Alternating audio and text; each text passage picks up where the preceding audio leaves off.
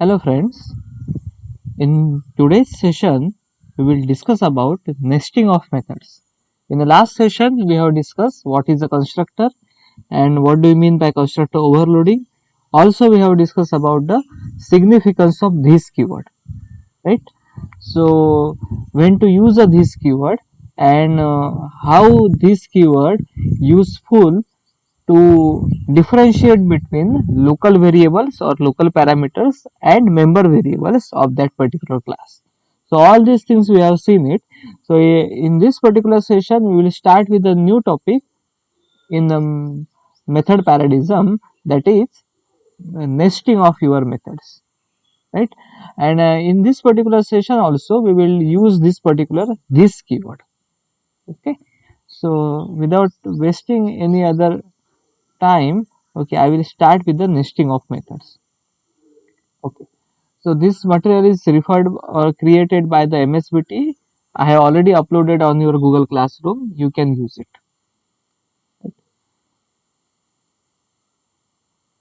Okay. So for every unit you are having 6 to 7 PDFs. So you have to use a relevant PDF. If you open that particular PDF, you will get it. Which PDF is associated with today's topic of discussion. ठीक है, तो बहुत सारे PDFs है, हर एक unit के 6 to 7 PDFs रहते हैं. मैंने गूगल क्लासरूम पर यूनिट का नाम बता के आपको पीडीएफ दे दिए, यूनिट 2 के पीडीएफ आपको सेंड किए. इसके साथ कुछ वीडियो सेशन भी शेयर किए, रिकॉर्डेड सेशन, वो भी आप देख लीजिएगा. और मेरा एक इसमें एक ये है कि अप्रोच ये है कि जो वीडियो सेशन और जो कंसेप्ट बहुत ही इजी है उनके रिकॉर्डेड सेशन में भेजता हूँ, जो एमएसबीटी ने बनाए हुए हैं, और जो पॉइंट्स डिफिकल्ट है अंडरस्टैंड करना और जिसमें ज़्यादा ज़रूरत है मेरे एक्सप्लेनेशन की, वहाँ पर मैं खुद एक्सप्लेन करता हूँ. ठीक है, आपको चाहिए तो उनके भी रिकॉर्डेड सेशन बाद में मैं आपको भेज सकता हूँ, लेकिन करंटली जो जितना आपको अवेलेबल करके दिया है वो एक बार देख के लीजिएगा. ओके, वो देखने के लिए भी आपको थोड़ा टाइम देना पड़ेगा. ठीक है, तो पीडीएफ तो सारे आपके लिए अपलोड करके रखे हैं यूनिट 2 के. यूनिट 2 के जो भी पीडीएफ अपलोड किए हैं उसमें नेक्स्टिंग ऑफ मेथड्स का जो पीडीएफ है वो ओपन करके आप इस पर्टिकुलर सेशन के लिए रेफर कर सकते हो. ठीक है, so what is nesting of method. Nesting of method मतलब क्या, कि अब नेक्स्टिंग ऑफ फॉर लूप क्या होता है.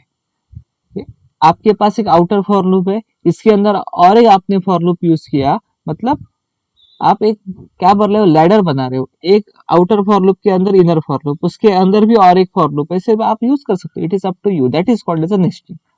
ठीक है, तो आउटर बाउंड्री है, उसके अंदर और छोटा बाउंड्री क्रिएट कर रहे हो, तो that is called as a nesting. ठीक है, तो हमारे पास बहुत बड़ा कंटेनर है, उस कंटेनर में हमने दो छोटे कंपार्टमेंट बनाए हैं, that is called as nesting of that container. ठीक है, सिमिलरली हमारे प्रोग्रामिंग में भी क्या होता है कि जब हम मेथड के अंदर कोई दूसरा मेथड रिफर करते हैं या कॉल करते हैं, तो क्या होता है, वहां पर नेक्स्टिंग ऑफ मेथड्स होता है. ठीक है, एक मेथड के अंदर दूसरी मेथड जब हम कॉल करते हैं तो क्या होता है, नेक्स्टिंग ऑफ मेथड्स होता है. ठीक है, तो हम देखेंगे कि किस तरह से किया जाता है. तो this is one example of nesting of methods. अब ये थोड़ा सा ध्यान से देखो कि यहाँ पर दो क्लासेस बनाए हैं. ये हमारा नेक्स्टिंग नाम का एक क्लास है. आप क्लास को कोई भी नाम दे सकते हो, example 1, example 2, it is up to you. यहाँ पर क्या नाम दिया है, nesting. They are following the camel case syntax. I have already told you about the camel case syntax. That is class name should start with the upper case character, right. और ये first class है और ये another class है, second class है. अब यहाँ पर और एक चीज आप सीख रहे हो, जहां पर एक ही फाइल में हम यदि इसे टाइप करेंगे, मैं बताऊंगा आपको टाइप करके, यदि हम नोटपैड में लिखेंगे तो एक नोटपैड की एक ही फाइल में हम दोनों क्लासेस रखेंगे. ये फर्स्ट क्लास है जो यहाँ पर कंप्लीट हो चुका है, और बाद में ये सेकंड क्लास है जो यहाँ पर कंप्लीट किया है हमने. तो ये जो सेकंड क्लास हमारा है उसका नाम क्या है, नेक्स्टिंग टेस्ट. यहाँ पर दो वर्ड्स है, तो कैमल केस सिंटैक्स क्या बोलता है, class name should starts with the upper case character. तो अपर केस कैरेक्टर से स्टार्ट किया. और क्या है कैमल केस सिंटैक्स का रूल्स, तो कैमल केस सिंटैक्स बोलता है जब नया वर्ड मिलेगा तो नए वर्ड का फर्स्ट कैरेक्टर अपर केस चाहिए, तो अपर केस दिया. तो nesting is a one word, test is another word, so they are combining it. तो हम क्लास नेम देते समय एक से ज्यादा वर्ड्स को भी कंबाइन कर सकते हैं. हम सेम नेम तो नहीं दे सकते, यहाँ पर नेक्स्टिंग दिया है तो यहाँ पर नेक्स्टिंग नहीं दे सकते, कुछ तो अलग देना पड़ेगा। तो यहाँ पर नेक्स्टिंग क्लास का नाम दिया है, यहाँ पर नेक्स्टिंग टेस्ट दिया है। It is up to you which name you want to use. आप ऐसे भी कर सकते हो, यहाँ पर नेक्स्टिंग दिया है तो नेक्स्टिंग 1 भी लिख सकते हो, ठीक है। लेकिन हमें आइडेंटिफाई करने में आसानी हो इसलिए हमने इंटेंशनली यहाँ पर नेक्स्टिंग दिया और यहाँ पर नेक्स्टिंग टेस्ट दिया। अब क्या इसका क्या मतलब है ये पहले देख के लिखिए। हमारे नोटपैड में ये दोनों क्लास हम एक ही फाइल में लिखेंगे, ठीक है।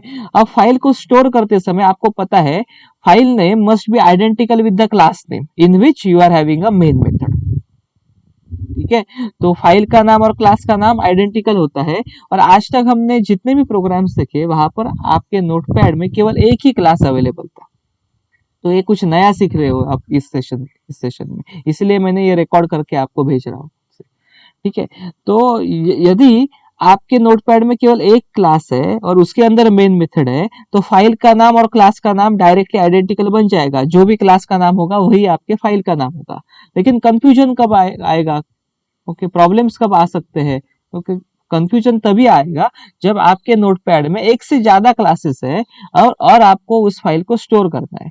अब यहाँ पर कौन सा नाम देना है, यहाँ पर अभी यही एग्जांपल देखो, एक क्लास है जिसका नाम नेक्स्टिंग है, दूसरा क्लास है जिसका नाम नेक्स्टिंग टेस्ट है। तो ये दो नामों में से there are two names available, which name you want to suppose to use, okay. और ये कैसे डिसाइड होगा कि the class in which you are having a main method, okay. Main method का सिंटैक्स क्या है ये भी हमने देखा है लास्ट सेशन में, इसके बारे में एक्सप्लेन भी किया है मैंने। जेवीएम क्या एक्सपेक्ट करता है, आपके मेन मेथड का सिंटैक्स क्या चाहिए, पब्लिक स्टैटिक वॉइड मेन। यहाँ पर थोड़ी मिस्टेक हुई है, देखो वॉइड पहले लिखा है बाद में स्टैटिक लिखा है, ओके।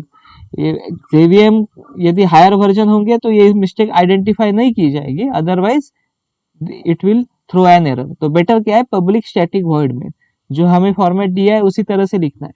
ये भी किसी ने पीडीएफ मैन्युअली बनाया है तो मिस्टेक हो सकती है, ठीक है। मैं आपको नोटपैड में करके दिखाने वाला हूँ ये क्लास, ठीक है। तो नेक्स्टिंग टेस्ट ये क्लास में हमारे पास public static void main method है। हम ये जो मिस्टेक है उसे नजरअंदाज करेंगे, छोड़ देंगे, हम मानेंगे ये करेक्ट है, सही लिखा है, ठीक है। तो यहाँ पर पब्लिक के बाद स्टैटिक है, ऐसे हम कंसिडर करेंगे अभी। तो नेक्स्टिंग टेस्ट क्लास में पब्लिक स्टैटिक वॉइड मेन ये आपकी मेन मेथड है। तो आपके फाइल का नाम क्या होना चाहिए, नेक्स्टिंग टेस्ट होना चाहिए, ओके। आपके फाइल में नेक्स्टिंग नाम का क्लास आ सकता है लेकिन फाइल का नाम क्या होना चाहिए, नेक्स्टिंग टेस्ट नेक्स्टिंग टेस्ट होने वाला है। अब यही पॉइंट को हम थोड़ा सा और एलोबरेट करते हैं। ये ऐसे भी हो सकता है कि आपके नोटपैड में 5 क्लासेस अवेलेबल है, out of this 5 classes only 1 class is having a main method. ऐसा नहीं होगा कि आपके नोटपैड में 5 क्लास है उसमें से 2 क्लास में मेन मेथड है, ऐसे नहीं होगा, कभी भी नहीं हो सकता, ये जावा के अंदर पॉसिबल नहीं है। यदि आप इस तरह से कर रहे हो तो आपकी प्रोग्रामिंग की कुछ गलती है, इसलिए इसके लिए कर रहे हो, आपकी लॉजिकल कुछ गलती है, okay. Your logic is not clear, that's why you are using it. हमेशा आपके जो नोटपैड में जितने भी क्लास लिखोगे उसमें से केवल एक क्लास ऐसा होना चाहिए जिसके अंदर मेन मेथड होनी चाहिए और उसी क्लास का नाम हम फाइल को देंगे। अब कंपाइलर क्या करता है बैकएंड में, जब हम ये फाइल का नाम नेक्स्टिंग टेस्ट रखते हैं तो कंपाइलर क्या करता है, there should exist a class which contains a main method and the name of the class is nesting test. इतना ही कंपाइलर को पता चलता है। तो कंपाइलर क्या करता है, ये नेक्स्टिंग टेस्ट क्लास को ढूंढता है, उसे पता नहीं है नेक्स्टिंग क्लास है और कोई क्लास है। मैंने बोला ना अभी अभी कि आपके नोटपैड में 5 डिफरेंट क्लासेस भी हो सकते हैं, इसमें से जो क्लास मेन मेथड कंटेन करेगा उसी का नाम फाइल को दिया जाएगा। तो कंपाइलर क्या करता है, सर्च करता है कि जो फाइल का नाम दिया है वही क्लास प्रेजेंट है या नहीं है। उसे मिल गया, क्लास तो मिल गया, नेक्स्टिंग टेस्ट ये क्लास मिल गया। बाद में ये सर्च करता है कि उस क्लास के अंदर मेन मेथड अवेलेबल है या नहीं है, ओके। यस, उस क्लास के अंदर जाके देखा कंपाइलर ने तो मेन मेथड अवेलेबल है। तो उस मेथड के अंदर जाएंगे अब हम, तो मेथड के अंदर जाएंगे तो क्या हो रहा है, देखो ऑब्जेक्ट क्रिएट हो रहा है, this is very important, okay. इसके पहले जो एग्जांपल देखे थे वहां पर हम क्या करते थे, स्कैनर क्लास का ऑब्जेक्ट क्रिएट करते थे, जरूरत थी हमें इनपुट लेने के लिए, इसके लिए यूज करते थे। अभी यहाँ पर हमने स्कैनर क्लास का ऑब्जेक्ट नहीं क्रिएट किया, हमने क्या किया, हमने जो एक नया क्लास बनाया था, नेक्स्टिंग नाम का क्लास बनाया था, उसी क्लास का ऑब्जेक्ट क्रिएट किया। You can do it, you can create object of user defined class और you can create object of architecture defined class. तो स्कैनर तो आर्किटेक्चर डेवलपर ने डिफाइन किया हुआ क्लास है, उसका ऑब्जेक्ट हम क्रिएट कर सकते हैं, हमने देखा है। वैसे ही हमने जो डिफाइन किया हुआ क्लास है नेक्स्टिंग, ये यूजर डिफाइंड क्लास है, उस क्लास का भी ऑब्जेक्ट क्रिएट कर सकते हैं। We are creating it, both are possible in case of Java. इसके पहले नहीं किया था, लेकिन अब हम करने, अब यहाँ से हम स्टार्ट करेंगे ये चीजें करना। ठीक है, तो आपने पहले तो नेक्स्टिंग नाम की क्लास का ऑब्जेक्ट क्रिएट किया, उसका नाम दिया नेक्स्ट। अब ये ऑब्जेक्ट क्रिएट करते समय क्या किया, नेक्स्टिंग क्लास में जो कंस्ट्रक्टर है उसका यूज किया। कौन सा कंस्ट्रक्टर, पैरामीटराइज कंस्ट्रक्टर, डिफॉल्ट नहीं यूज किया। तो एक पैरामीटराइज कंस्ट्रक्टर उस क्लास में होना चाहिए, यदि नहीं होगा तो कंपाइलर एरर देगा, बहुत इंपॉर्टेंट है। तो जो प्रोग्रामर प्रोग्रामिंग कर रहा है, उस प्रोग्रामर को यदि वो पैरामीटर पास कर रहा है तो पैरामीटराइज कंस्ट्रक्टर उसे लिखना है। लिखा है, देखो यहाँ पर पैरामीटराइज कंस्ट्रक्टर लिखा है, जहां पर दो पैरामीटर्स है। ओके, तो फर्स्ट पैरामीटर है इंटीजर, सेकंड पैरामीटर है अगेन इंटीजर, और जो भी वैल्यू एक्स एंड वाई में आएगी, मतलब 50 एंड 40 आएगी इस केस में, एक्स एंड वाई की वैल्यू क्या होगी, 50 एंड 40। तो ये लोकल वेरिएबल्स है, ये दोनों वैल्यूज 50 एंड 40, ये वैल्यूज मेंबर वेरिएबल को असाइन होगी। ये देखो, ये मेंबर वेरिएबल्स है, इसके बारे में हमने इसके पहले भी देखा है, m equal to x semicolon n equal to Y.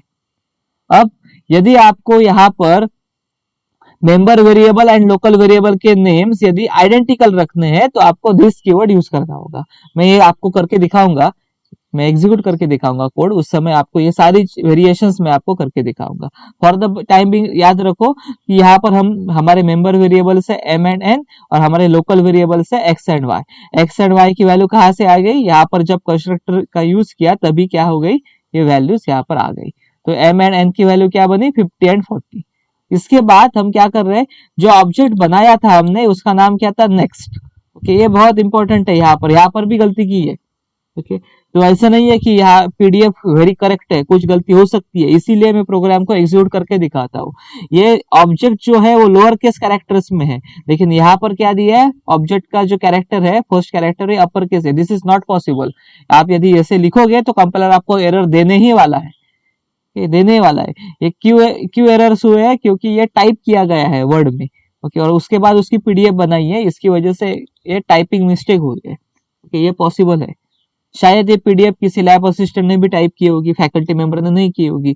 तो फैकल्टी मेंबर जानता है क्या सिग्निफिकेंस है, केस सेंसिटिव लैंग्वेज है जावा में, तो ऑब्जेक्ट का नाम जो देंगे वैसे ही नाम यहाँ पर यूज करना होगा। यदि नहीं यूज करेंगे तो एरर आएगी।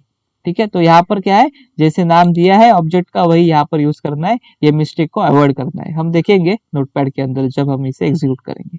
अब क्या किया है कि नेक्स्ट ये ऑब्जेक्ट है नेक्स्टिंग क्लास का, ठीक है, और उसी नेक्स्टिंग क्लास में और दो मेथड्स है, एक मेथड है लार्जेस्ट और दूसरा मेथड है डिस्प्ले। ठीक है, तो ये डिस्प्ले क्या है, मेंबर फंक्शन है नेक्स्टिंग क्लास का। यदि मुझे नेक्स्ट डिस्प्ले को कॉल करना होगा, डिस्प्ले को यदि कॉल करना होगा, बुलाना होगा, तो नेक्स्टिंग क्लास की परमिशन लेनी पड़ेगी।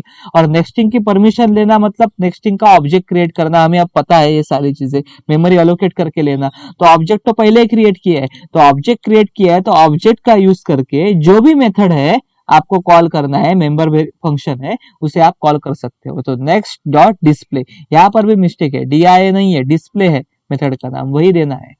ठीक है, तो जैसे ही आप डिस्प्ले को कॉल करोगे तो कंपाइलर कहां से कहा जाएगा, ये मेन मेथड से डिस्प्ले के पास चला जाएगा। किसकी डिस्प्ले मेथड, नेक्स्टिंग क्लास की डिस्प्ले मेथड। ओके, तो ये क्या है, हमारा फंक्शन कॉल है। और जब हम यहाँ पर जाएंगे मेथड के पास तो ये जो लिखा है ये क्या है, फंक्शन डेफिनेशन है। ठीक है, ये मेथड कॉल है, ये मेथड डेफिनेशन है। इसके बारे में हमने पहले भी चर्चा की है, what is function definition and function call. तो दिस इज फंक्शन कॉल, यहाँ पर हमने बुलाया और जैसे ही बुलाया हमारा कंपाइलर यहाँ से मेन मेथड से कहां पर चला गया, डिस्प्ले के पास चला गया जो नेक्स्टिंग क्लास में अवेलेबल है। तो यहाँ पर जाके डिस्प्ले क्लास में क्या लिखा है उसे वो एग्जीक्यूट करेगा, क्योंकि उसके पास अब चला गया, डेफिनेशन के पास चला गया। ठीक है, अब बहुत इंपॉर्टेंट पार्ट, ये जो डिस्प्ले मेथड है ये हमारी नॉन स्टैटिक मेथड है। लिखा है क्या, रिटर्न टाइप वॉइड है, लेकिन उसके पहले स्टैटिक लिखा है क्या, नहीं। मतलब ये यदि नहीं लिखा है तो नॉन स्टैटिक है। जब मेथड नॉन स्टैटिक होती है, इसके पहले भी मैंने बताया था, जब मेथड नॉन स्टैटिक होती है तो मेथड को कॉल करने के लिए ऑब्जेक्ट की जरूरत होती है, इसलिए हमने ऑब्जेक्ट को यूज किया और मेथड को कॉल किया। यदि मेथड स्टैटिक रहेगी तो हमें ऑब्जेक्ट क्रिएट करने की जरूरत नहीं। स्टैटिक मतलब शेयर्ड हुई मेथड, पूरे क्लास में शेयर होती है, सारे ऑब्जेक्ट्स में शेयर होती है। तो यदि स्टैटिक मेथड रहेगी तो यदि मेथड को कॉल करना है, ओके, तो मुझे क्या यूज करना पड़ता है, क्लास का नाम यूज करना पड़ता है। तो let us suppose display method यदि स्टैटिक रहती, यहाँ पर नहीं है लेकिन क्रिएट की जाती, तो इसे कॉल करने के लिए ऑब्जेक्ट के सिवा हम क्या यूज करते हैं, क्लास का नाम यूज करते हैं। Okay, name of the class use करते हैं। कौन से क्लास में है, नेक्स्टिंग क्लास में, तो नेक्स्टिंग ये नाम यूज करते हैं। लेकिन फॉर द टाइम बिंग हम उसे कॉम्प्लिकेटेड ज्यादा नहीं बनाएंगे, पहले ये एग्जांपल देख लेंगे। ठीक है, तो यहाँ पर display method non static method है। ठीक है, और उसे कॉल करने के लिए हमने क्या किया, ऑब्जेक्ट यूज किया, object dot name of the method. ठीक है, यहाँ पर मैं रिपीट कर रहा हूँ, यहाँ पर मिस्टेक किए गए हैं। यहाँ पर केस सेंसिटिव होने के बावजूद नेक्स्ट अपर केस लिखा है, ये रॉन्ग है। ओके, यहाँ पर भी डिस्प्ले का नाम DIS है तो S के बजाय A लिखा है, सो it is not possible. Compiler should give error, हमेशा एरर देगा। तो ये आपको करेक्ट करना है, मैं आपको करेक्ट करके दिखाऊंगा नोटपैड में। ठीक है, इसी सेशन में दिखाऊंगा। तो जैसे आपने डिस्प्ले पर कॉल किया, डिस्प्ले को कॉल किया, डिस्प्ले के पास चले आए, उस डेफिनेशन में आए, इसके बाद हम क्या कर रहे हैं, एक इंटीजर वेरिएबल क्रिएट कर रहे हैं जिसका नाम है लार्ज। ठीक है, और इक्वल टू हम क्या कर रहे हैं, लार्जेस्ट को कॉल कर रहे हैं। अब यहाँ पर भी क्या है, मेथड कॉल है, ये भी मेथड कॉल है, क्योंकि ये लार्जेस्ट नाम की एक मेथड अवेलेबल है। कहां पर, नेक्स्टिंग क्लास में अवेलेबल है। उस मेथड को हम क्या कर रहे हैं, कॉल कर रहे हैं इंटरनली। तो एक मेथड दूसरे मेथड को कॉल कर सकती है। तो आप थोड़ी सी हायरार्की देखो, ये लेटेस्ट सपोज ये आपका प्रोजेक्ट मैनेजर है, तो प्रोजेक्ट मैनेजर ने किसे कॉल किया, टीम लीडर को कॉल किया। तो डिस्प्ले क्या है, हमारा टीम लीडर है। और टीम लीडर ने क्या किया, एक जूनियर इंजीनियर है लार्जेस्ट नाम का, उसे कॉल किया। तो एक्चुअल काम कौन कर रहा है, जूनियर इंजीनियर। लेकिन जूनियर इंजीनियर किसे रिपोर्ट करेगा, टीम लीडर को। और टीम लीडर किसे रिपोर्ट करेगा, चाहिए तो प्रोजेक्ट मैनेजर को। या ऐसे भी हो सकता है, प्रोजेक्ट मैनेजर टीम लीडर को बता सकता है तुम काम करवा के लेना और जो भी आउटपुट आएगा वो डिस्प्ले कर देना। तो इस केस में यही हो रहा है, प्रोजेक्ट मैनेजर ने टीम लीडर को बुलाया, उसे कॉल किया, उसे कुछ काम दिया। वो जो काम दिया था टीम लीडर के पास, तो टीम लीडर ने खुद ने नहीं किया, उसे और कुछ काम था, तो उसने ये जूनियर इंजीनियर के पास दिया। जूनियर इंजीनियर ने काम किया और जो भी आउटपुट आया वो रिटर्न कर लिया। ठीक है, वो जो भी आउटपुट रिटर्न कर लिया, वो आउटपुट को टीम लीडर ने क्या किया, प्रिंट कर दिया, पब्लिश कर दिया। ठीक है, so this is the way, okay, by calling it. तो नेक्स्टिंग क्यों बोलते हैं, कि एक मेथड से हम दूसरे मेथड को कॉल कर रहे हैं। अब आपके मन में कुछ डाउट्स रहेंगे, सर जब आपने डिस्प्ले को कॉल किया था तो आपने ऑब्जेक्ट यूज किया था, कौन सा, जिस क्लास में ये डिस्प्ले मेथड है उस क्लास का ऑब्जेक्ट आपने यूज किया था। तो यहां पर आप लार्जेस्ट को कॉल कर रहे हो, ओके, तो लार्जेस्ट मेथड जिस क्लास में है उसका ऑब्जेक्ट लगेगा। Okay, but here it is not required. अब क्यों नहीं है, अब रिक्वायर्ड क्यों नहीं है, अब यहां पर भी हम लार्जेस्ट को कॉल कर रहे हैं जो नेक्स्टिंग क्लास में अवेलेबल है, लेकिन हम कहां से कर रहे हैं, लोकेशन इज वेरी इंपॉर्टेंट, कहां से कॉल कर रहे हैं। तो ये लार्जेस्ट को कॉल कहां कर रहे हैं, हम डिस्प्ले मेथड में कर रहे हैं। और ये डिस्प्ले मेथड कहां है, नेक्स्टिंग क्लास में अवेलेबल है, उसी क्लास की मेथड है वो, तो उसी क्लास की मेथड है। और हमें यदि दूसरे मेथड को कॉल करना है जो उसी क्लास में प्रेजेंट है, so display method is present in the nexting class and we want to call a largest method which is present in the same class, that is a nexting class only. In that case object of nexting class is not required. Very important. आप use कर सकते हो लेकिन जरूरी नहीं है, अपने आप कॉल कर सकते हो, इंटरनल कॉलिंग कर सकते हो क्योंकि उसी क्लास में प्रेजेंट है। लेकिन जब हमने डिस्प्ले को कॉल किया था तो हमने कहां से कॉल किया था, नेक्स्टिंग टेक्स्ट नाम के क्लास से कॉल किया था। तो nesting text is it is outside your nesting class, ये कुछ ये अलग क्लास है, ये अलग क्लास है। तो यदि नेक्स्टिंग टेक्स्ट क्लास को यदि कॉल करना होगा, नेक्स्टिंग क्लास की कोई मेथड को, कोई भी हो, डिस्प्ले हो या लार्जेस्ट हो, कॉल करना होगा तो नेक्स्टिंग की परमिशन देनी पड़ेगी, उसका ऑब्जेक्ट क्रिएट करना पड़ेगा और बाद में मेथड को कॉल करना पड़ेगा। Directly it is not possible. Now it should be clear. ठीक है, तो अपने स्कोप में है, नेक्स्टिंग के स्कोप में है तो इंटरनली हम कॉल कर सकते हैं, लेकिन अपने स्कोप के बाहर है तो हम कॉल नहीं कर सकते। एक सिंपल एग्जांपल दे रहा हूं, okay, let us suppose I am having a student of third year computer and I want to give some topic for the paper presentation. Okay, as a subject teacher or as a faculty member of computer department, I am having a right to assign some tasks to the students. मैं बोल सकता हूँ, उसे बोल सकता हूँ paper presentation आपको करना है और यहाँ पर ये टॉपिक के लिए आपको काम करना है, मुझे आके 2 दिन के बाद मिलो और मुझे बताओ क्या क्या काम किया है। ठीक है, मुझे ब्रीफ कर दो। लेकिन ये मैं बाहर के स्टूडेंट को नहीं बता सकता। I can not have a right to say to government polytechnic Ratnagiri computer department student, it is not possible because that student it is not under me. हाँ, यदि उसी ने रिक्वेस्ट की है या वहाँ के एचओडी ने या यहाँ वहाँ के प्रिंसिपल सर ने मुझे बताया है कि आप उनके लिए गाइड करो, उनसे पेपर प्रेजेंटेशन करवा के ले लो, okay, in that case it will be there. Either student request करता है कर सकता है या उनके फैकल्टी मेंबर मुझे बोल सकते हैं रिक्वेस्ट करके आके, ठीक है आप थोड़ा उनको हेल्प करो और कुछ काम दे दो और उनसे कुछ ब्रीफ करके ले लो, तो अलग बात हो सकती है। Otherwise currently I don't have any right, in other case I am not having any right, लेकिन I am having a right to give or some work or I am having a right to assign some work to the student of my department, computer department. It is applicable to each and every part. Okay, हर जगह पर यही applicable होगा, कोई भी department हो, कोई भी कॉलेज हो, कोई भी इंस्टीट्यूट हो, हर जगह पर ये एप्लीकेबल रहता है। ठीक है, तो अपना स्कोप देखना चाहिए। तो यदि नेक्स्टिंग क्लास में स्कोप में वो मेथड है तो उसे कॉल करने के लिए ऑब्जेक्ट की जरूरत नहीं। तो ये भी क्या है, मेथड कॉल ही है, फंक्शन कॉल ही है। तो जब ये फंक्शन कॉल किया जाएगा तो कंट्रोल डिस्प्ले से लेके, ये इसके बारे में बाद में देखते हैं, डिस्प्ले से निकल के कंट्रोल कहाँ जाएगा, लार्जेस्ट के पास जाएगा। लार्जेस्ट के पास जाने के बाद दो मेंबर वेरिएबल्स है एम एंड एन, उसके कुछ वैल्यू दिए गए हैं कंस्ट्रक्टर से। तो क्या किया जाता है कि हम चेक कर रहे हैं if M is greater than और equal to N, M N से बड़ा है या इक्वल है, ये चेक कर रहे हैं। यदि बड़ा है तो क्या करेंगे, हम रिटर्न करेंगे। किसे रिटर्न करेंगे, एम को रिटर्न करेंगे। ये रिटर्न स्टेटमेंट आपको पता है। अब आप पूछोगे कि यहाँ पर ब्रेसेस क्यों नहीं यूज किए, ये तो आपने सी प्रोग्रामिंग देखा है कि इफ के अंदर यदि सिंगल लाइन स्टेटमेंट होगा, सिंगल लाइन इफ होगा तो ब्रेसेस की जरूरत नहीं। तो ये इफ कहाँ से कहाँ तक होगा, यहाँ से स्टार्ट होगा, आर के पहले स्टार्ट होगा और सेमीकोलन के बाद खत्म हो जाएगा।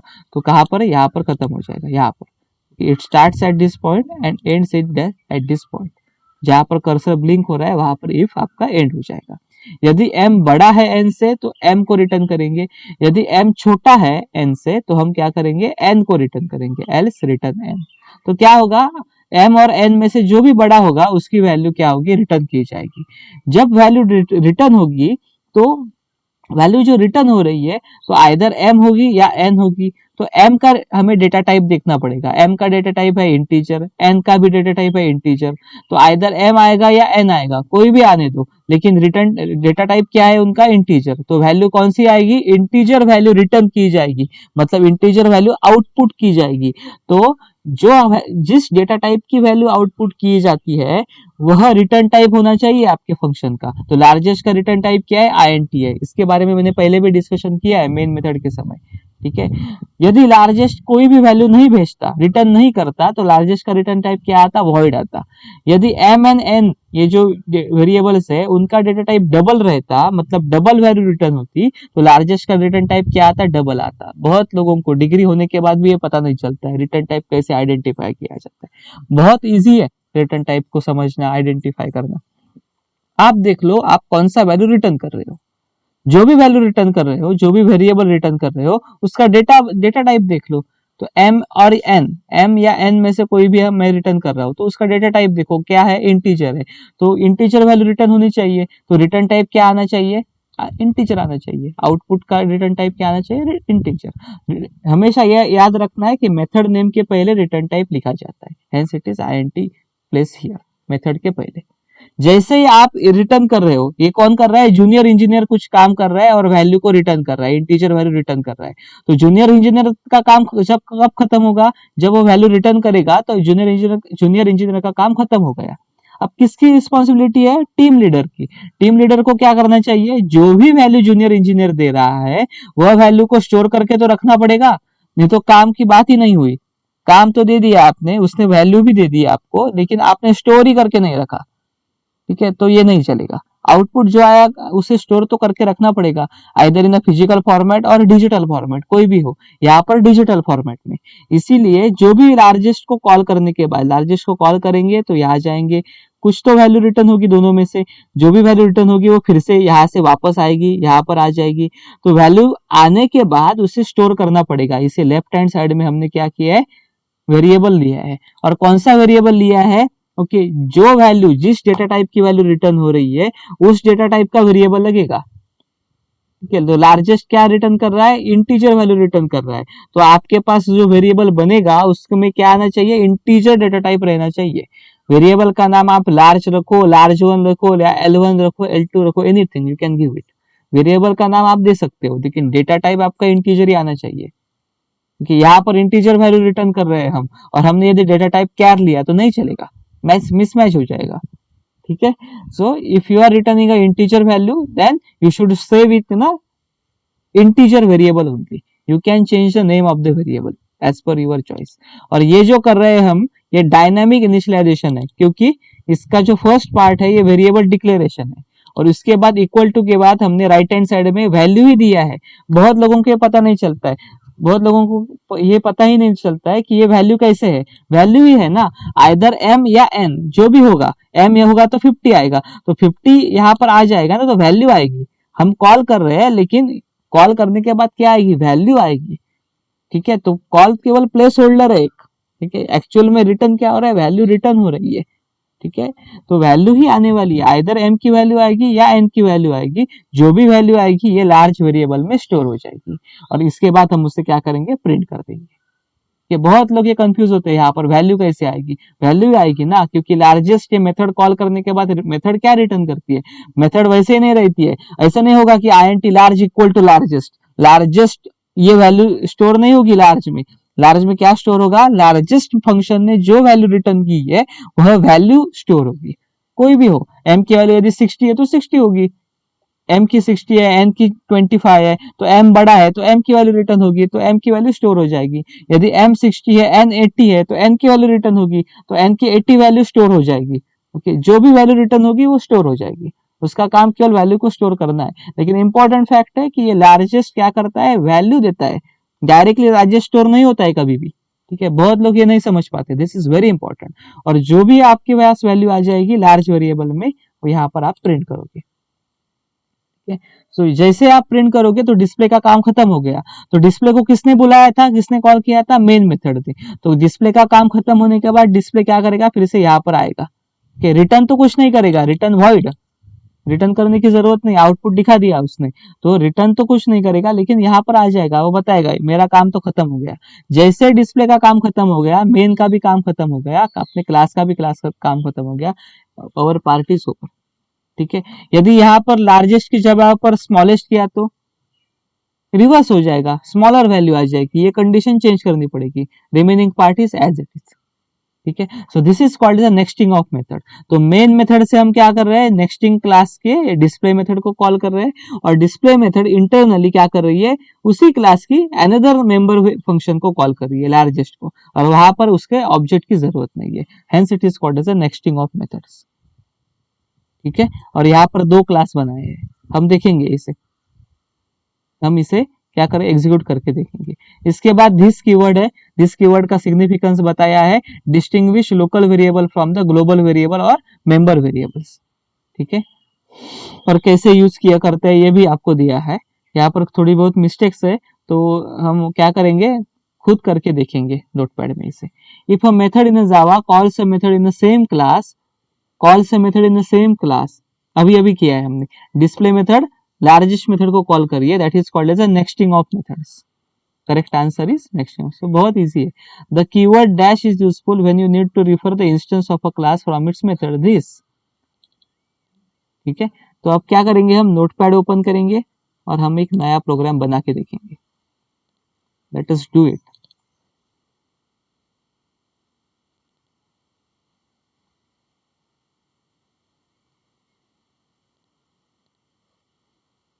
नाम वही देते हैं, नेक्स्टिंग ही नाम देते हैं, रेक्टेंगल का पार्ट निकाल देते हैं। तो दो क्लासेस की जरूरत है, एक क्लास है नेक्स्टिंग टेस्ट जिसमें मेन मेथड अवेलेबल है। ठीक है,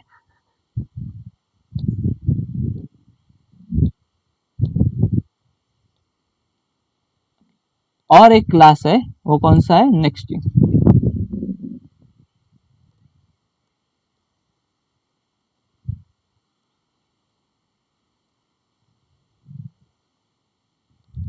स्टोर करते समय दो क्लास है, नेक्स्टिंग है और ये नेक्स्टिंग टेस्ट है। कौन सा नाम देना पड़ेगा? जिस क्लास में मेन मेथड है। नेक्स्टिंग टेस्ट में हमारे पास मेन मेथड है, तो वही उस क्लास का हम नाम देंगे। सेव एज बोलेंगे, सेव बोलेंगे, नेक्स्टिंग टेस्ट डॉट जावा, ये याद रखना है। तो आपके नोटपैड में बहुत सारे क्लास हो सकते हैं। ये आपका नेक्स्टिंग टेस्ट खत्म हो गया यहाँ पर, या कमेंट दे सकते हो आप, ठीक है, एंड्स नेक्स्टिंग टेस्ट। और यहाँ पर आपका कौन सा क्लास स्टार्ट हो गया? आपका नेक्स्टिंग क्लास स्टार्ट हो गया और यहाँ पर खत्म हो गया। ये लिखने वाले हैं हम, वहां पर कोडिंग करने वाले हैं अंदर, लेकिन पहले आर्किटेक्चर बना के लेते हैं। मैं हमेशा ट्राई करता हूँ कि क्लास के नाम लिख के वहां पर स्टार्टिंग एंड एंडिंग बेसिस लिख दे, तो बाद में हमें जो भी चाहिए उसके अंदर हम लिख सकते हैं, तो इंडेंटेशन फॉलो होता है। तो हमेशा ये प्रैक्टिस रखना, और ये कमेंट लिखने की भी प्रैक्टिस रखना, तो कौन सा क्लास कहाँ एंड हो रहा है ये भी पता चलता है हमें। अब थोड़ा कॉम्प्लिकेटेड कोड आना स्टार्ट हो जाएगा, तो कमेंट लिखने की प्रैक्टिस कर देना। तो मैं पहले नेक्स्टिंग क्लास लिख के लेता हूँ। यहाँ पर मुझे दो मेंबर वेरिएबल चाहिए, m comma n, let us suppose m comma n, और वहां पर नेक्स्टिंग क्लास में मुझे एक कंस्ट्रक्टर भी चाहिए, पैरामीटराइज कंस्ट्रक्टर, ठीक है। एक्सेस स्पेसिफायर में पब्लिक लिखता हूँ, पब्लिकली अवेलेबल नेक्स्टिंग, और इसके अंदर दो पैरामीटर है, पहला पैरामीटर है x कॉमा सेकंड पैरामीटर है y, दोनों इंटीजर डेटा टाइप के है। तो कंस्ट्रक्टर में स्टार्ट कर रहा हूँ, देखो मैं कैसे इंडेंटेशन फॉलो करता हूँ। कर्सर यहाँ पे आता है, फिर भी मैं टैब यूज करके यहाँ से स्टार्ट करता हूँ। बहुत लोग ये नहीं करते, कैसे भी लिखते हैं और बाद में बहुत एरर्स आते हैं, ठीक है, ब्रेसेस के एरर्स आते हैं, क्योंकि आपने इंडेंटेशन फॉलो ही नहीं किया है। आपने यदि प्रैक्टिस कर ली, ये प्रैक्टिस लग गई आपको, तो बहुत इजी हो जाएगा, ठीक है। कंस्ट्रक्टर खत्म हो गया। कंस्ट्रक्टर खत्म होने के बाद हमें क्या चाहिए? दो मेथड चाहिए, एक मेथड चाहिए डिस्प्ले मेथड, दूसरी मेथड चाहिए लार्जेस्ट मेथड। अब उसका ऑर्डर हम कोई भी रख सकते हैं, जरूरी नहीं है पहले लार्जेस्ट लिखना चाहिए। वहां पर लार्जेस्ट दिया था तो लार्जेस्ट लिखने की जरूरत है, ऐसे नहीं है, मैं पहले डिस्प्ले भी लिख सकता हूँ। और एक चीज आपको ये भी पता नहीं चलेगा शायद, अब ये हमने एक एग्जाम्पल देखा है इसलिए ठीक है, लेकिन कुछ नया कोडिंग कर रहे हो तो शायद आपको ये पता नहीं चलेगा कि आपको कौन सा रिटर्न टाइप देना है, ये भी हो सकता है, प्रोबेबिलिटीज में बता रहा हूँ। तो आपको यदि रिटर्न टाइप पता नहीं है, केवल मेथड का नाम आपको पता चला है, तो आप क्या करोगे? मेथड का नाम लिखोगे, एक्सेस स्पेसिफायर जो भी एप्लीकेबल है, इस केस में तो पब्लिक है, वो लिखोगे, और क्या करोगे? पहले मेथड के अंदर का कोडिंग करोगे, और जब कोडिंग करोगे तो कोडिंग करने के बाद आपको अपने आप मेथड के बारे में सोचने के बाद आपको पता चलेगा कि रिटर्न टाइप क्या रहना चाहिए, ठीक है। तो ये रट्टा मारने की, मगअप करने की, याद करने की जरूरत नहीं है। आप यदि सोचते रहेंगे तो अपने आप रिटर्न टाइप मिल जाएगा, रिटर्न टाइप याद करने की जरूरत नहीं होती। अब मैं सोचूंगा डिस्प्ले में मुझे क्या करना है, डिस्प्ले में तो मुझे क्या करना है कि पहले डिस्प्ले में लार्जेस्ट मेथड को मुझे कॉल करना है, उसे बोलना है कि मुझे दो नंबर में से लार्जेस्ट नंबर क्या करो, फाइंड करके दे दो। और जब वो रिटर्न करेगी वैल्यू तो मुझे स्टोर करके रखना है, तो स्टोर करने के लिए कोई तो वेरिएबल चाहिए मेरे पास, ओके। जो भी वैल्यू रिटर्न होगी वो स्टोर करने के लिए एक वेरिएबल चाहिए मुझे, मैं लार्ज वैल्यू नाम का वेरिएबल यूज कर रहा हूँ, ठीक है। और वहां पर क्या करूंगा? लार्जेस्ट मेथड जो भी वैल्यू मुझे देगी उसकी वैल्यू को स्टोर करूंगा, तो लार्जेस्ट को कॉल करूंगा, हो गया, मेथड कॉल हो गया। अब डिस्प्ले के पास क्या आ गई? वैल्यू आ गई, जो भी लार्जेस्ट मेथड ने वैल्यू दी थी, दो नंबर में से लार्जर नंबर दिया था, वो नंबर लार्ज वैल्यू में आ गया। तो ये डिस्प्ले को क्या करना है? अभी प्रोजेक्ट मैनेजर ने क्या कहा है डिस्प्ले को कि आप वैल्यू कंप्यूट करो और प्रिंट कर दो। तो प्रिंट करने की अथॉरिटी दी है ना, तो हम क्या करेंगे? System dot out dot print. कैसे खेलना है देखो, बहुत इजी है, एक बार स्ट्रक्चर समझ में आया तो, ठीक है। लार्जेस्ट केवल खेलना है इसके साथ, ओके, लेकिन आपको वो रिटर्न टाइप की कंसेप्ट समझ में आनी चाहिए। Largest of two numbers, two number, ठीक है, ओके। उसके बाद कॉन्केटिनेशन ऑपरेटर, और उसके बाद जो वेरिएबल का नाम है जिसमें आपकी वैल्यू आ गई है, उस वेरिएबल के नाम को क्या करेंगे? कॉपी करेंगे, लिखेंगे नहीं, लिखते समय मिस्टेक करते हैं हम, केस सेंसिटिव भी होता है, कॉपी करेंगे, सेमीकोलन दे देंगे, खत्म हो गया डिस्प्ले का काम। अब डिस्प्ले पूछेगा कि ठीक है, लार्जेस्ट को तो मैंने कॉल कर लिया, लेकिन लार्जेस्ट का कोडिंग कहाँ पर किया है? कोडिंग नहीं किया गया, तो लार्जेस्ट का कोडिंग करते हैं, ठीक है। पब्लिक लार्जेस्ट, इसका भी रिटर्न टाइप पता नहीं है हमें, रिटर्न टाइप लिखेंगे बाद में जो भी होगा, ठीक है। तो लार्जेस्ट के पास क्या है, 2 नंबर तो है क्योंकि मेंबर वेरिएबल्स है ये नेक्स्टिंग क्लास के। तो दो मेंबर वेरिएबल रहते हैं, वो मेंबर वेरिएबल मेंबर फंक्शन को एक्सेसिबल रहते हैं, यूज कर सकते हैं मेंबर फंक्शन उन्हें। तो हम क्या करेंगे, m एंड n की वैल्यू तो है, तो हम क्या करेंगे, if m is greater than और इक्वल टू, एक ग्रेटर हो सकता है या इक्वल टू हो सकता है, तो क्या करेंगे, मैं ब्रेसेस यूज करके बताता हूँ, कंफ्यूजन ना आएगी आपको।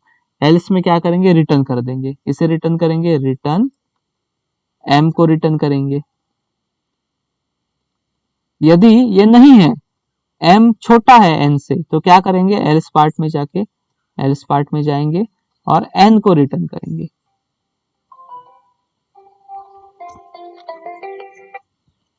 तो हम क्या करेंगे, n को रिटर्न करेंगे।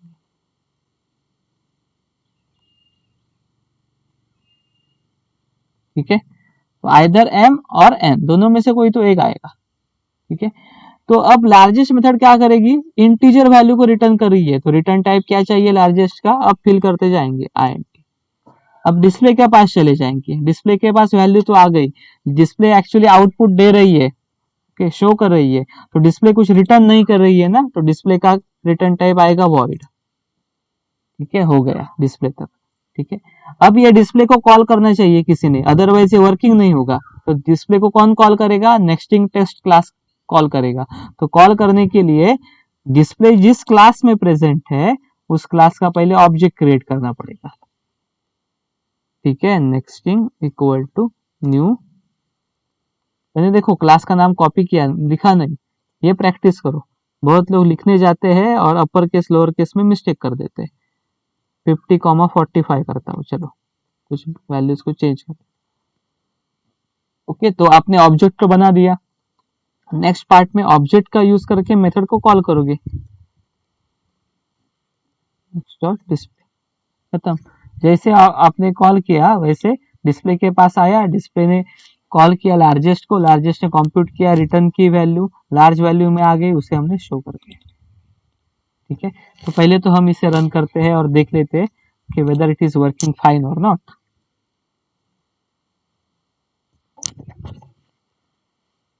ये अब सब आपको पता है, आपको क्या करना पड़ता है, पहले तो डी ड्राइव में जाना पड़ता है जहां पर आपने प्रोग्राम लिखा है, और उसके बाद पाथ सेट करना पड़ता है। तो यहाँ से मैं कॉपी कर रहा हूँ, बाद में cd यूज करेंगे और यहाँ पर पेस्ट करेंगे। तो उसके पास गए, बाद में सेट पाथ कमांड कौन सी है, सेट पाथ, वहां पर जाएंगे और सी ड्राइव में जो भी आपने किया है, जेडी के जहाँ जावा इंस्टॉल किया है, हिसाब पता है आपको अभी। ठीक है, उस पाथ को कॉपी करेंगे और पेस्ट कर देंगे /bin। ठीक है, उसके बाद आप क्या करोगे, रन करोगे प्रोग्राम को। प्रोग्राम को रन करने के लिए फाइल का नाम चाहिए, फाइल का नाम है नेक्स्टिंग टेस्ट। इसे भी आपको याद रखने की, लिखने की जरूरत नहीं, फाइल का नाम क्या है, नेक्स्टिंग टेस्ट। कॉपी करो ना, क्लास का नाम कॉपी करो जिसमें मेन मेथड है, वही फाइल का नाम होगा, विदाउट मिस्टेक आप करोगे। ठीक है,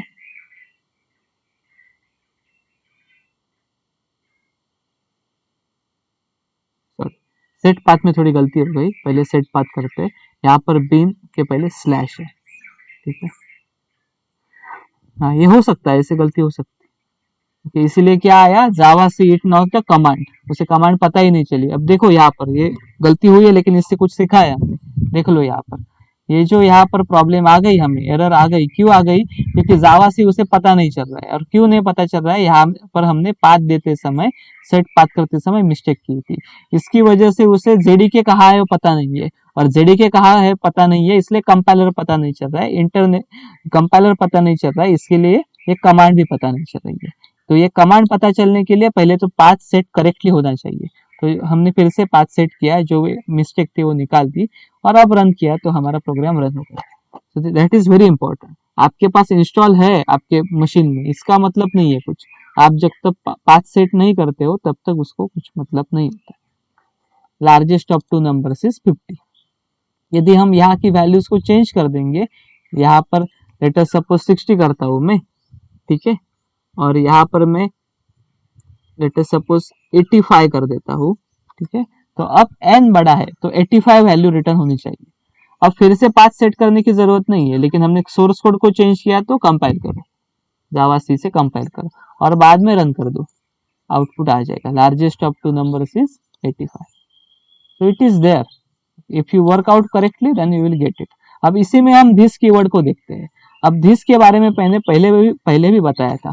अब दिस की जरूरत कब होगी, यदि हम मेंबर वेरिएबल के जो नेम है एम एंड एन है, ये मेंबर वेरिएबल है एम एंड एन, बराबर ना, क्लास के अंदर है, और ये लोकल वेरिएबल है, ये दोनों के नाम सेम रखेंगे, आइडेंटिकल रखेंगे, यहाँ पर भी एम यूज करता हो और एन यूज करता हो। अब प्रॉब्लम आ गई, आप अब ऐसे नहीं लिख सकते, यहाँ पर ऐसे नहीं लिख सकते m equal to M, logically ये बराबर है, लॉजिकली ये बराबर है। जो लोकल वेरिएबल m है वो मेंबर वेरिएबल को जाएगा, मेंबर वेरिएबल m को, और जो लोकल वेरिएबल n है वो मेंबर वेरिएबल n को जाएगा। तो आपके लिए बराबर है, ओके, ऑन पेपर बराबर है, लेकिन मशीन को नहीं समझ में आता है, मशीन को ये समझ में नहीं आता है, कंफ्यूजन आती है। तो जो मेंबर वेरिएबल है, ओके, लेफ्ट हैंड साइड में हमेशा member variable, right hand side में हमेशा क्या होगा, लोकल वेरिएबल। ओके, यही पार्ट मैंने पहले भी बताया था आपको। लेफ्ट हैंड साइड में unknown quantity, right hand side में नोन क्वांटिटी। क्यों नोन क्वांटिटी, ये जो local variable m and n है उनके वैल्यू तो यहाँ से आ जाएंगे, कहाँ से आ जाएंगे, ओके, पैरामीटराइज कंस्ट्रक्टर से आ जाएंगे, तो इनके वैल्यू तो पता चलेंगे, तो नॉन क्वांटिटी हो गई, ओके। लेकिन मेंबर वेरिएबल के वैल्यू डायरेक्टली नहीं आएंगे, वो देने पड़ेंगे, तो ये क्या हुई, अननोन क्वांटिटी हो गई, जिनकी वैल्यू पता नहीं है। तो अननोन क्वांटिटी हमेशा लेफ्ट हैंड साइड में रखते हैं जावा के अंदर, प्रोग्रामिंग के अंदर, नोन क्वांटिटी हमेशा राइट हैंड साइड में रखते हैं। तो अब क्लियर कट हो गया कि अननोन क्वांटिटी मतलब member variable left hand side में, और अननोन क्वांटिटी मतलब member variable left hand side में, अननोन क्वांटिटी, अननोन पता नहीं है, और नोन क्वांटिटी जो वैल्यू पता है वो राइट हैंड साइड में। तो local variable right hand side में। तो मेंबर वेरिएबल के पहले क्या यूज करना पड़ता है, दिस कीवर्ड यूज करना पड़ता है, ओके। लोकल के पहले नहीं यूज कर सकते हम, मेंबर के पहले ही यूज कर सकते हैं, ओके। दिस मतलब करंट क्लास, ओके, इस क्लास के लिए, ठीक है, और इस क्लास के मेंबर वेरिएबल के लिए, इस क्लास के मतलब नेक्स्टिंग क्लास के मेंबर वेरिएबल के लिए, hence it is a this. तो दिस का बहुत बड़ा सिग्निफिकेंस है, इतना ही चेंज करना है आपको, और फिर से क्या करना है, compile and run, you will get the output, ठीक है। आउटपुट आ गया आपको, आप देख सकते हो। तो दिस का सिग्निफिकेंस आपको पता चला। उसके बारे में थियोरी दी है यहाँ पर पीडीएफ में, वो आप देख लो अच्छी तरह से, दिस यूज करके, without this and all this things. लेकिन मिस्टेक कुछ हुई, केस सेंसिटिव की वजह से कुछ मिस्टेक हुई होगी, तो उसे आप क्या करो, अवॉइड करो, निकाल दो, और उसके बाद काम करो। और एक थोड़ी सी चीज इसके साथ में बता देता हूँ, यदि हमारा प्रोजेक्ट मैनेजर हमें ऐसे बोल रहा है, प्रोजेक्ट मैनेजर कौन है हमारे लिए, मेन मेथड इस केस में, टीम लीडर कौन है, डिस्प्ले, और हमारा जूनियर इंजीनियर कौन है, लार्जेस्ट। अब प्रोजेक्ट मैनेजर ने आपको बोला है कि एक टास्क क्या करो, कैरी आउट करो, तो उसने क्या किया, कंस्ट्रक्टर क्रिएट किया और डिस्प्ले को कॉल किया, डिस्प्ले के पास टास्क दे दी, कौन सी टास्क, 2 नंबर में से लार्जेस्ट नंबर को निकालना है, ठीक है। और उसके साथ प्रोजेक्ट मैनेजर ने बोला है डिस्प्ले मेथड को, मतलब टीम मेंबर को और टीम लीडर को, कि आपको तो आउटपुट निकालना है, 2 नंबर में से बड़ा नंबर निकालना है, लेकिन आउटपुट आपको पब्लिश नहीं करना है, मतलब आपको ये system dot output out dot printer नहीं लिखना है। आउटपुट जो भी आएगा मुझे दे दो पहले, मैं उससे वैलिडिटी उसकी चेक करूंगा और मैं डिस्प्ले करने वाला हूँ, ठीक है। तो डिस्प्ले को केवल क्या काम दिया है, लेकिन आउटपुट डिस्प्ले करने की परमिशन नहीं दी है। तो टीम लीडर नहीं कर सकता ये आउटपुट पब्लिश। तो टीम लीडर क्या बोलेगा, मुझे जितना कहा है उतना मैं करूंगा। तो डिस्प्ले के पास 2 वैल्यू तो है, मेंबर वेरिएबल डिस्प्ले के पास भी है, लेकिन डिस्प्ले को और भी कुछ टास्क है। तो डिस्प्ले ने क्या किया, अपने जूनियर इंजीनियर को बताया कि एक टास्क कैरी आउट करो, तो हमने उस जूनियर इंजीनियर को कॉल किया, नेक्स्टिंग किया मेथड्स का, ठीक है। जूनियर इंजीनियर ने काम कंप्लीट किया और वैल्यू रिटर्न कर दी, कहाँ पर, लार्ज वैल्यू। जो भी वैल्यू रिटर्न हो गई जूनियर इंजीनियर से डिस्प्ले के पास, उस वैल्यू को डिस्प्ले ने मतलब टीम लीडर ने क्या किया, फिर से ऊपर भेज दिया। ऊपर मतलब किसके पास, ऊपर मतलब अपने बॉस के पास, मतलब प्रोजेक्ट मैनेजर के पास, जो भी वैल्यू आएगी उसे भेज दिया। बोला कि मैं नहीं पब्लिश करूंगा, मैं भेज देता हूँ, प्रोजेक्ट मैनेजर देखेगा पब्लिश कैसे करना है, कब करना है, क्या करना है, ओके। तो रिटर्न कर देगा वैल्यू। तो यदि डिस्प्ले मेथड को भेजना है वैल्यू, तो क्या करना पड़ेगा, डिस्प्ले को रिटर्न करना पड़ेगा। और यदि डिस्प्ले रिटर्न कर रहा है कोई वैल्यू, तो जो भी वैल्यू रिटर्न कर रहा है, जो भी वेरिएबल रिटर्न कर रहा है, उस वेरिएबल का डेटा टाइप देखना पड़ेगा, क्या है, आईएनटी है। तो डिस्प्ले का भी रिटर्न टाइप क्या होगा, ओके, ये बोल रहा था मैं। ओके, आपको उसके साथ खेलना आना चाहिए। ओके, तो अब आपको क्या करना पड़ेगा, डिस्प्ले का रिटर्न टाइप INT बनाना पड़ेगा। अब डिस्प्ले यदि वैल्यू को रिटर्न कर रहा है, इंटीजर वैल्यू को, तो जहां हम डिस्प्ले को कॉल करते हैं वहां पर आपको वैल्यू को स्टोर करना पड़ेगा। तो वैल्यू को स्टोर कर रहे हैं वैल्यू नाम के मेमोरी वेरिएबल में स्टोर किया आपने। केवल कॉल नहीं कर सकते, अब कॉल करेंगे तो वैल्यू तो आ जाएगी, वैल्यू आएगी तो स्टोर भी करना पड़ेगा। केवल कॉल करके आपका काम खत्म नहीं होगा। ठीक है, यदि कॉल करके आप रखोगे लेकिन वैल्यू को स्टोर नहीं करोगे तो वैल्यू लॉस हो जाएगी। ओके, रिटर्न तो किया था डिस्प्ले ने, डिस्प्ले बोलेगा मैंने तो वैल्यू दे दी थी। ओके, ये आपकी जिम्मेदारी है वैल्यू को स्टोर करना ना करना, आप देख लो। ठीक है, तो हमने अब स्टोर भी कर लिया, इसके लिए और एक वेरिएबल यूज किया। अब हमें इसे डिस्प्ले करना है, मतलब प्रोजेक्ट मैनेजर को डिस्प्ले करना है। तो यही स्टेटमेंट जो हमने डिस्प्ले में लिखा था, ये स्टेटमेंट कहाँ आएगा हमारा, ये स्टेटमेंट कहाँ आएगा, ठीक है, यहाँ पर आएगा। अब यहाँ पर कमेंट है, कमेंट मतलब ये स्टेटमेंट है ही नहीं प्रोग्राम के लिए, कंपाइलर के लिए स्टेटमेंट है ही नहीं। कमेंट का मतलब इट इज नॉट देयर, हमें दिखाई दे रहा है लेकिन कंपाइलर को दिखाई नहीं देगा। ओके, कमेंट का मतलब आप सबको पता है, सी में आपने देखा है। और जो भी वेरिएबल में आपने स्टोर किया है, तो यहाँ पर वैल्यू में स्टोर किया है, तो वैल्यू यहाँ पर मैं मैसेज में प्रिंट कर दूंगा। ओके, तो सेम आउटपुट हमें आएगा लास्ट टाइम जो आया था, लेकिन कहाँ से आएगा आउटपुट, अब मेन मेथड से आएगा आउटपुट, मेन मेथड पब्लिश करेगी आउटपुट। ठीक है, same output. If you change the number then accordingly will get the different output. यहाँ पर 85 के बजाय आपने यदि लेट अस सपोज 80 कर लिया या 90 कर लिया, 95 कर लिया, वॉट एवर 96 कर लिया, तो उसके साथ आपका वैल्यू यहाँ पर चेंज हो जाएगा। फिर इसे कंपाइल करेंगे, रन करेंगे 96। ठीक है, तो आपको भांति भांति में फंक्शन के रिटर्न टाइप चेंज करने आने चाहिए। और किसके ऊपर रहता है, ये रिटर्न स्टेटमेंट के ऊपर रहता है। So I think nesting of methods, return type, this keyword, everything is clear to you. अब इसके बाद आपको कंस्ट्रक्टर भी पता है, इसमें कंस्ट्रक्टर भी देखा है हमने। तो नेक्स्टिंग क्लास में कंस्ट्रक्टर भी है, स्पेशल मेथड है ये, इसके साथ मेंबर फंक्शन भी लिखे हैं हमने। और इसके साथ हमने क्या किया, नेक्स्टिंग भी किया है मेथड का, मेथड को कॉल करके भी दिखाया है मैंने आपको। तो ये दोनों मेथड स्टैटिक मेथड से, सॉरी ये दोनों में नो सॉरी ये दोनों मेथड नॉन स्टैटिक मेथड है, डिस्प्ले हो या लार्जेस्ट हो। इसीलिए उसे कॉल करने के लिए, डिस्प्ले को कॉल करने के लिए ऑब्जेक्ट की जरूरत थी, और लार्जेस्ट मेथड हमने तो इंटरनली कॉल किए, तो हमें ऑब्जेक्ट की भी जरूरत नहीं थी, इसलिए नेक्स्टिंग के द्वारा हमने उसे कॉल किया है। ठीक है, लेकिन दोनों मेथड क्या है, नॉन स्टैटिक मेथड्स है। तो यदि मुझे मेन मेथड से कॉल करना होगा ये मेथड्स को, तो मुझे क्या करना पड़ेगा, ऑब्जेक्ट क्रिएट करना पड़ेगा। Okay, so everything is clear to you in this particular session. Thank you for watching this session.